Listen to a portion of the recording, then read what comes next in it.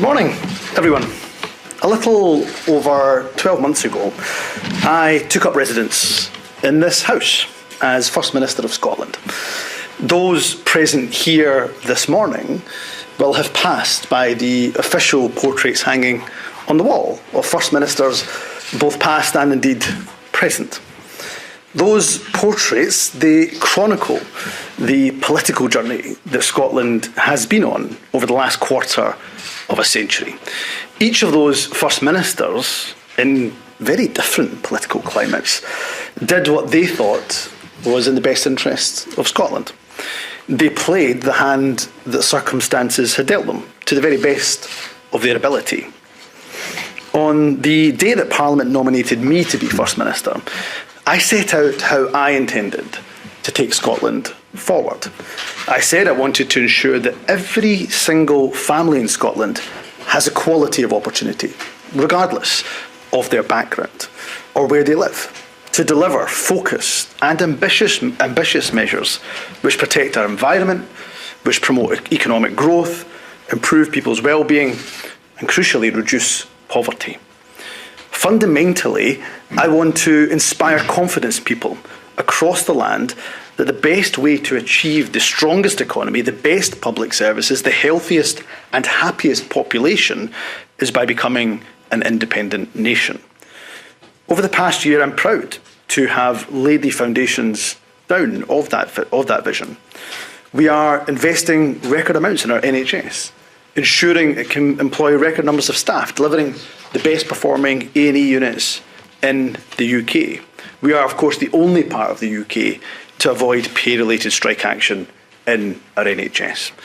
I've delivered the council tax freeze this year in every local authority, helping families where we can during a cost of living crisis. We've removed peak fares on our railways, and last week we approved plans for Europe's largest floating offshore wind farm.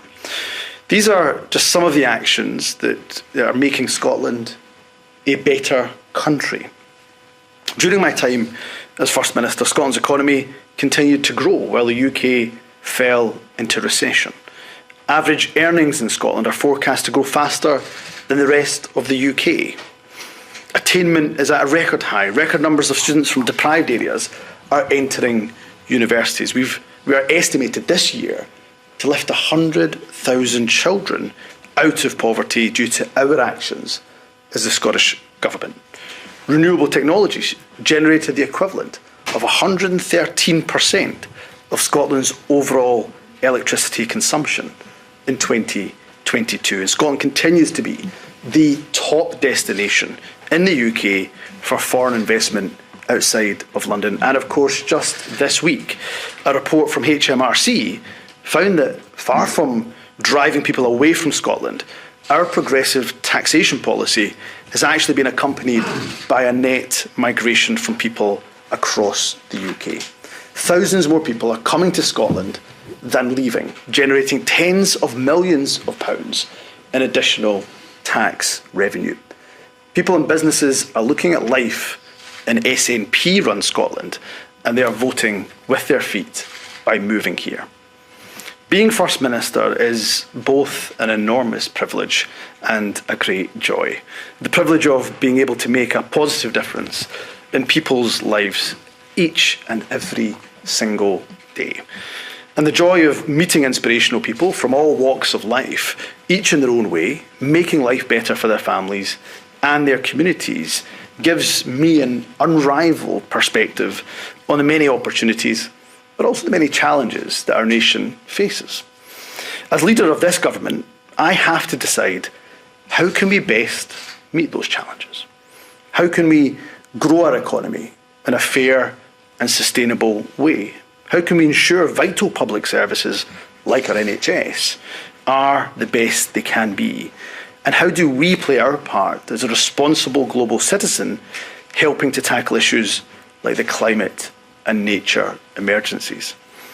For almost 3 years, we of course have done that through our cooperation agreement with the Scottish Green Party. That agreement has undoubtedly brought a number of successes. That includes delivering a progressive budget which prioritises our NHS and public services over tax cuts for the wealthy. It includes, of course, free bus travel for under 22s, bringing ScotRail into public ownership, committing the first £75 million of the 10-year Just Transition Fund for the North East and Moray. But cooperation in any sphere of life is, almost by definition, a trade-off, one which the benefits of working together are held up against the limitations of compromise. And when it comes to our agreement with the Scottish Green Party, I believe that the benefits have outweighed the compromises. When I said that the agreement was worth its weight in gold, I meant it. However, it is now my judgment that the balance has shifted. The Bute House Agreement was intended to provide stability to the Scottish Government, and it has made possible a number of achievements, but it has served its purpose. It's no longer guaranteeing a stable arrangement in Parliament. The events of recent days have made that clear, and therefore, after careful consideration, I believe that going forward, it is in the best interests of the people of Scotland to pursue a different arrangement. That is why, following a discussion with my Cabinet this morning, I have formally notified Patrick Harvie and Lorna Slater that I am terminating the Bute House Agreement with immediate effect. I spoke to both Patrick and Lorna earlier this morning. I thank them for their substantial contribution to the Scottish Government and to Scotland and their public service over the last few years. I also made clear to them that my intention is that our respective parties continue to work together where we can in the national interest. Significantly, we are resolute in our determination to give the people of Scotland a say on their constitutional future, which, of course, Westminster parties continue to deny the people. In essence, I hope that we will still be cooperating, but just returning to, frankly, a less formal arrangement. To continue delivering for the people of Scotland, I believe it is right that the SNP seek to broaden its sphere of cooperation. And that then brings me to what happens next. Having laid the foundations for my priorities in government over the last 13 years, we will now step up our ambition. But we will do so as a minority government. That will be tough. We will seek to work not just with the Scottish Greens, but with MSPs from across the chamber.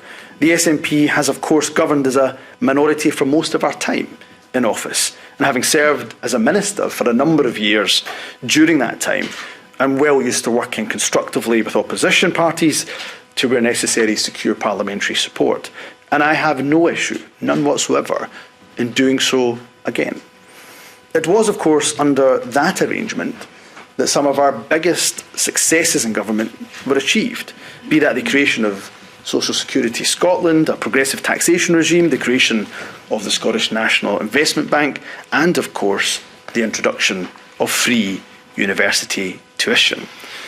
So despite the many challenges thrown in our way, such as Westminster austerity, Brexit, a global pandemic, this government has delivered for the people of Scotland.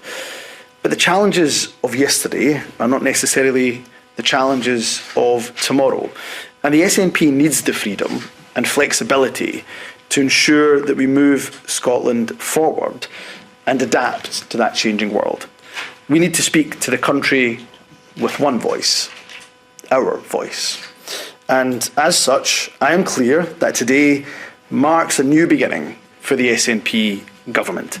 I have a clear policy agenda that I wish to take forward, one that centres around growing our economy and supporting businesses, improving our NHS, tackling poverty and child poverty in particular, helping households during a Westminster cost of living crisis, standing up for the rights of everyone in Scotland, especially our most marginalised communities, and, for the avoidance of any doubt, tackling the climate emergency. A parliament of minorities need not be, and I would suggest should not be, a parliament of enemies. At its best, the Scottish Parliament has achieved great things for the people of Scotland. And as we approach its 25th anniversary, let us all pause and reflect and rededicate ourselves to ensuring that it continues in that vein. Let me therefore conclude with a direct message to the people of Scotland. During my first year of leadership, I hope I've demonstrated to you that I am fighting to change Scotland for the better. I am working tirelessly to build a strong, sustainable economy which works for everyone, to strengthen our NHS and other public services, to build a country in which everyone feels accepted and is able to reach their full potential, and to do what I can, in my own way, to create a more peaceful world.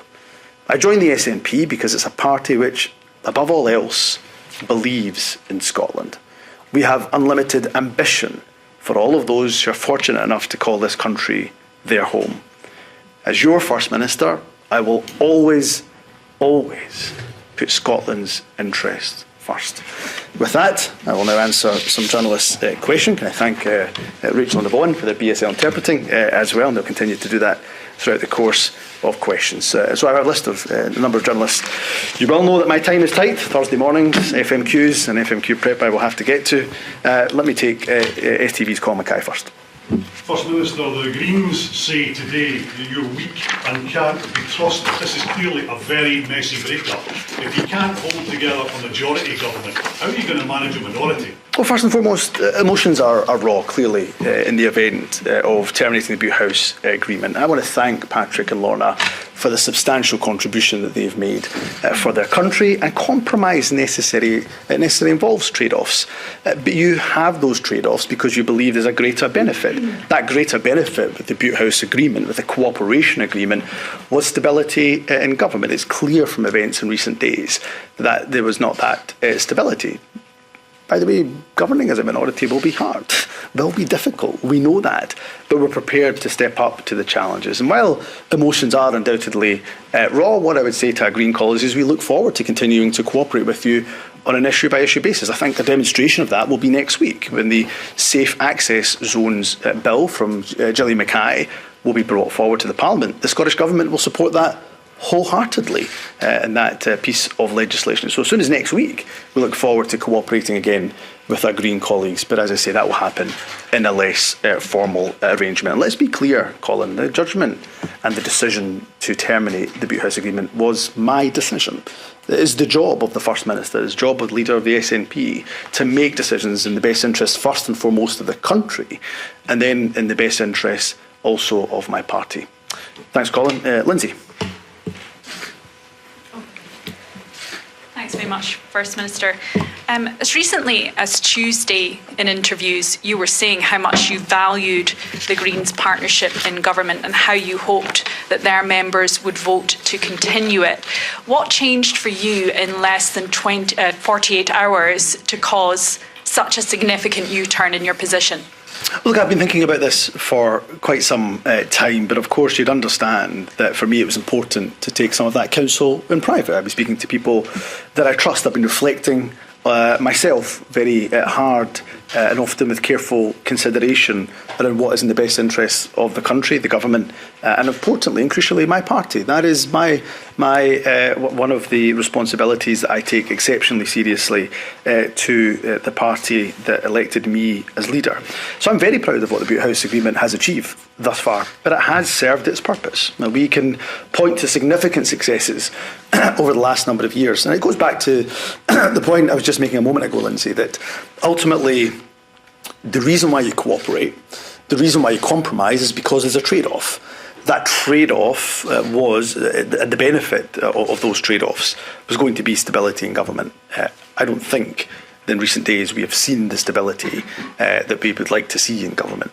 And therefore I've made the decision, as I say, to terminate the Bute House Agreement. I look forward to continuing to cooperate with all parties, and there's a serious challenge here to the opposition too. They cannot simply oppose for the sake of opposing. They have to work constructively in order to make sure that we continue as a parliament to achieve for the people of Scotland. So instead of sniping from the sidelines as they often do, not coming with anything useful in terms of suggestion, now it's time for the opposition to also step up, all parties in the opposition to step up.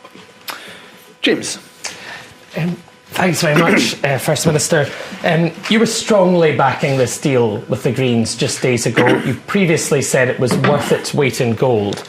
Aren't the Greens right when they say that this U-turn shows that you are weak and hopeless? Quite the opposite. It shows leadership. As a leader of the government, leader of the party that elected me, I've got to make sure I do what's in the best interest of Scotland. I've got to do what's in the best interest of my party, but ultimately what is in the best interest on our ability to deliver on the priorities of the people of Scotland. The Bute House Agreement, you're right, I've been an ardent supporter of it from day one when I was a minister in the government and when it was first constructed and agreed with the Green Party. I believe we've achieved a lot in terms of the Bute House Agreement. I can point to plenty of achievements over the past almost 3 years in terms of those achievements, but it has now served its purpose. And the benefits that the Bute House Agreement brought, I don't think those benefits we see to this day, and therefore I've taken that decision. I'm confident in that decision. I'm pleased with that decision. And I have to say, Cabinet, I'm pleased, endorsed that decision with enthusiasm. Can I go to Hannah? Hannah Brown, she's here from ITV Borough. Thank you very much, First Minister. Do you feel that you're succumbing to pressure from the Greens here? Were you jumping? Were you pushed before you before you jumped?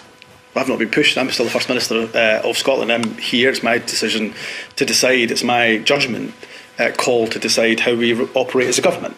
And of course, when I became First Minister just over a year ago, I made that decision to continue the cooperation agreement. I don't regret that decision. I think we've achieved a lot over the course of last year. I've referenced some of that in the remarks that I've made, and I'm thankful to Patrick and Lorna. I know there was going to be a reaction. Emotions are wrong. We have to absolutely accept that from my Green colleagues. But what I want to say is they should also be proud of the service that they've given this government and this country. But there's now a new beginning for the SNP. There's the ability to refocus in terms of our priorities and ensure that they continue to align with the priorities of the people of Scotland. And over the coming days, over the coming weeks, and indeed over the coming months and years, I intend to set out that refocusing of those priorities. Conor. First Minister, if we just drill into the optics of this and expanding on what some colleagues have already said, just 48 hours ago you were standing defending Patrick Harvey as a minister in your government. You said that this was a partnership worth its weight in gold. Is it not fair for your critics to suggest you are not a First Minister in control and you're not a First Minister calling the shots? The very opposite. Let me first say that I stand by what I've said. I value the Bute House Agreement and what it achieved. There's no ifs, buts, maybes about that. I value what we've achieved, and I think we've achieved a lot together. We can point to a lot that we've managed to achieve together in government. What this shows is leadership. What it shows is the ability for me is to decide to take control of our priority agenda and priority focus. And for me, I'll be demonstrating what that means in the coming days, in the coming weeks, and indeed the coming months. So did I value the Bute House Agreement? Do I think it was the right thing to have done almost 3 years ago? Absolutely. It has served its purpose, and it's time for the SNP to now navigate the rest of the parliamentary term as a minority government. By the way, something we've done very successfully over the years. In fact, we are probably the UK's most successful party when it comes to running minority governments. It will be hard, it will be tough, there's no doubt about that, particularly in what can sometimes be seen as one of the most hostile parliamentary environments and political environments I've ever been in. So we don't underestimate the size and the scale of the challenge, but we believe that on an issue by issue basis there's the opportunity to cooperate with parties right across the Parliament, and we look forward to doing so. Catherine. First Minister, were you told by anyone in your party either the Greens go or you go? And do you agree that makes you look weak and out of control? No, I wasn't by anybody. So that's the answer to the question. It's been my judgment in terms of how we govern. And of course I take soundings. A hallmark of my leadership from day one has been to listen, to engage, to take advice, to speak to my party. I'm not going to indulge necessarily in every single private conversation, but no, nobody has ever put the challenge to me in the way that you have. But I think there has been a feeling that the Bute House Agreement has almost come to its natural conclusion. It has served its purpose, and now there's an opportunity for the SNP to continue to focus on what are the priorities of the people of Scotland and refocus some of that policy agenda. So the answer to your question directly is no. Everybody has had one question, Catherine. We'll move on to Channel 5 and Alan, who's got a question next.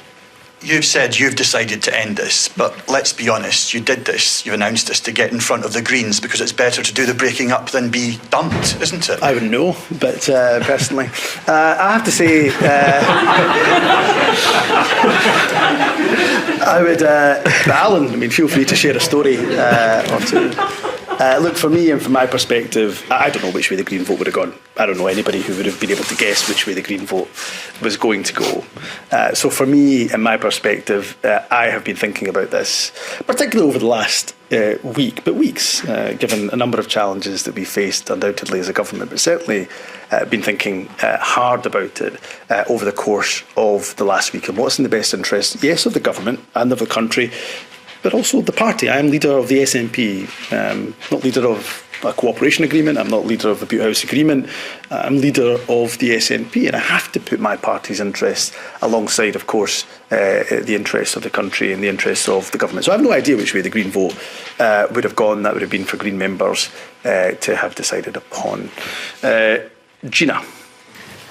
Thanks. First Minister, is it time for a Holyrood election? You have not been voted by the Scottish people as First Minister. That was Nicola Sturgeon. Her big deal with the Greens has now collapsed under your leadership. You've got SNP backbenchers rebelling. People are in this room obviously questioning your leadership. Is it time to actually ask the people of Scotland what their priorities are when it comes to Holyrood? Well, first and foremost, as a general election, of course, we know it could be any time over the course of this calendar year. So we look forward to putting our record very much in front of the people of Scotland and listening to their verdict. And remember, the people of Scotland, of course, voted for the SNP to be the largest party by quite some considerable distance, I would argue, in 2021. We are, of course, continuing as an SNP government. They voted for an SNP minority government in 2021. We continue to be an SNP minority government. And I think people want our political parties, of course, they want our political parties right across the political spectrums to continue to work together. We'll do that on a case-by-case basis. The ending of the Bute House Agreement does not mean and should never be taken as a suggestion that the SNP does not want to work with the Greens. We do, we will. And of course, next week will be a demonstration of the SNP-led government doing that. So let's continue to work together. We've got a policy agenda that we put in front of the people ahead of 2021. They elected us as the largest party. We continue to be the largest party, and we'll drive forward with that policy perspective. Paul. First Minister, a key part of your leadership campaign last year was support for the deal with the Greens, and even a couple of days ago you were hoping that it continued. But now, after discussions with colleagues, you've decided to U-turn. Isn't it clear that you are a lame duck leader who is basically heading for the exit door? No, not at all. This is leadership. This is the ability to say we are taking control as a party and indeed as a government on our priority terms, our policy terms. And that is clearly going to be demonstrated. And I think it has been demonstrated actually over the course of the almost 3 years we've been as part of the Bute House Agreement with the Greens, but will be continued to be demonstrated over the coming days, over the coming weeks, and over the coming months. And for me, it's really important, as leader of the SNP, to make sure I put this party's interests, of course, at the forefront of my mind. So I will do that. And I'm very confident, I have to say, when it comes to refocusing our policy priorities, they will be very much aligned and continue to be aligned with the priorities of the people of Scotland. Kieran. Thanks, First Minister. A big driving force behind the Bute House Agreement coming in the first place was, as you said, stability, particularly back of confidence votes in both Nicola Sturgeon and particularly John Swinney at the end of the last Parliament. Are you worried that now you're a minority government and the Greens are angry that confidence votes may be brought and lost in ministers, including yourself? Look, again, if the opposition want to play political games, that's for them to determine. We'll get on with the job of governing in the best interests of the people of Scotland. I should say the Holyrood elections on 2026, let's be clear, we don't fear a Holyrood election. I'm quite confident in our record. I've got a fantastic team and we've got a vision to drive this country forward. So there's no fear from us whatsoever. And of course, in every single poll, almost bar none, we continue they continue to show that we'd be the largest party in Holyrood. But we have been elected in 2021. We'll serve that full parliamentary term. That is what we'll be focused on till 2026. And we'll look forward over the next coming weeks, months, and indeed years to working with every single political party. I think the members of the public will also be watching the opposition to say, well, how will they play their constructive part, or will they just try to throw obstacles in the way of the government in terms of governing? So that will be a test, I think, for the opposition as much as a test for the government too. The Daily Mail's Jess North. Hi, First Minister. Can I just ask what's going to happen to the ministerial responsibilities of state? They'll be absorbed by the Cabinet Secretaries currently, and then, of course, we will give some consideration to how they are appropriately divvied up in the future, but they'll be essentially absorbed by the Cabinet Secretaries that are there. And let me thank once again Patrick Harvey, Lorna Slater for the incredible work that they've done as ministers in the government. Andy. Thanks, President General. With the Greens now out of government, are you able to push on with long overdue projects that opponents of the Bute House Agreement said was being held up? There's a few, specifically projects like the A96 between Aberdeen and Inverness, that's being held up specifically because of the Green pressure. Well, let's remember the A96 is going through a review in relation to its climate compatibility. Let me be abundantly clear that our commitment to tackling the climate crisis has not diminished one single bit. We continue to want to show leadership where we can in tackling the climate crisis, and of course having to move away from the 2030 target was not a decision we took lightly at all. We want to make sure we can demonstrate accelerated action in tackling the climate crisis. So we don't move away from that. We're not diminished in our ambition to tackle the climate crisis one bit. In terms of the refocus of priorities, you can imagine that work is very much underway, almost on a portfolio by portfolio basis. We'll be looking and examining what we can take forward and what we can take forward with pace. Bute House Agreement or not, we still have an exceptionally difficult budget challenge. That's not helped, of course, by Westminster Government cutting our capital budget by £1.3 billion over the coming years. But continue to watch this space when it comes to, as I say, the refocusing of the priorities. Conor. Thanks, First Minister. A leader who can't secure majority support for his flagship justice reforms isn't showing leadership on his week. A leader is forced to ditch his cooperation agreement with a party that he's been backing from the Hill for the last year. Isn't strong, that's a weak leader. You've done almost everything Kate Forbes said she would do as leader when she ran against you. Isn't it just time to hand over the reins to someone with leadership in the party? No, this is leadership. This is showing, demonstrating what is in the best interest of this government moving forward. What is in the best interest of the party moving forward. And I'll continue to talk to colleagues right across my party, whether they're MSPs, MPs, councillors, and begin to take make sure we take the party forward together. I'm really proud of the progress that we've made as a party in my first year, just over first year of leadership. I don't also withdraw one iota away from the important equality progress that we've made as a political party too. And we're a party that's rooted in social justice. We're a party of the centre-left. Be no mistake about it. We'll continue to be a party of the centre-left. We'll continue to be a party that stands up for equality, that stands up for social justice. And we'll continue to be a party that also is pro-independence, of course, and a party that also tackles the twin crisis of climate and nature. So we won't move back or withdraw or diminish from those positions one single iota. Lucy from the National. Thanks, First Minister. And what's the impact of losing a pro-independence majority on the independence cause? The Parliament still has a pro-independence majority and will continue to work with political parties such as the Greens, of course, that believe, as we do, that this country's best future is served as an independent nation in the European Union. So I look forward to continuing, as I did in the weekend, sharing platforms with the Greens, continuing our drive towards an independent nation. So I would say to independent supporters, the SNP government will continue to be focused on ensuring that people of Scotland get a say over their own future, and the challenge will be to Westminster parties in relation to stop denying the people of Scotland their choice over their own future. Sev, you had a hand up. First Minister, one of the real reasons why you're in this position is because, and why the Bute House Agreement has collapsed, is because you failed as First Minister to deliver on some of the key policies of the agreement, and you're also terrified of losing seats at the general election.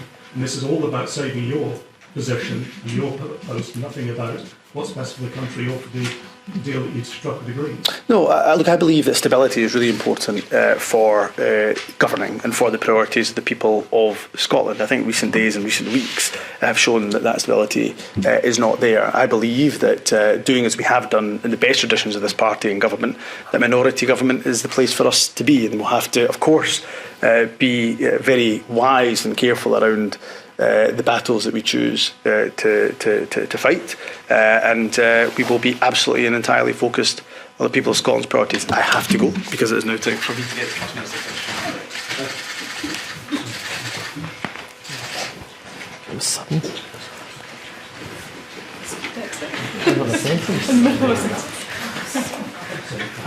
Thanks for that. So to spring into action there.